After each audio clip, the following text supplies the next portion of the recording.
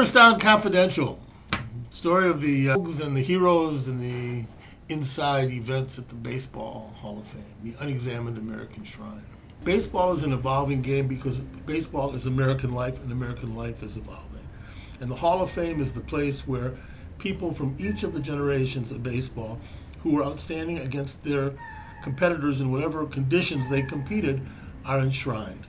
And the problem that the Hall has now is that it seems to be unwilling, or so far it's unwilling, on the steroid issue, for example, to face reality, namely that almost all of the great players of this last 20 years either have used steroids or will be suspected of using steroids. Getting into Cooperstown is something that people lobby for. They try very hard to get in. Some of them hire agents, some of them hire public relations managers, some of them enlist senior political officials. In one case, the president of Venezuela hired a whole lobbyist operation in Washington to get Davy Concepcion in the Hall of Fame. Didn't work. And one of the reasons, of course, is that these players want to be honored, which is fine. Another reason is, and it's also fine, that there's a lot of money in getting into the Hall of Fame. I think baseball is very obtuse when it comes to racial sensitivity. When Hank Aaron was breaking Babe Ruth's record, home run record, the commissioner of baseball snubbed him. He didn't come to the game where the record was broken.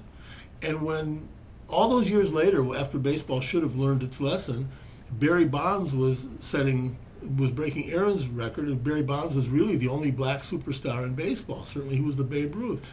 And Bud Selig, the commissioner, instead of celebrating that, was nasty about it and didn't applaud. He went to the game, but he kept his hands in his pockets. I mean, most worrisome are the ones who are still playing. I mean, McGuire is the example of somebody who's been excluded now for a couple of years because he used steroids, just like everybody else of his generation did, or all the sluggers, or most of the sluggers did.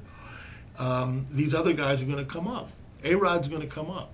Bonds is going to come up sooner. Clemens is going to come up.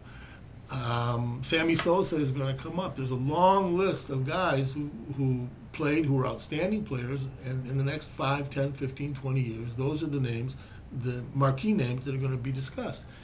And if the Hall of Fame, for reasons of Victorian morality or something like that, tries to keep them out, then the issue of who is and isn't in the Hall of Fame will become a moot point because no one will care about the Hall of Fame anymore.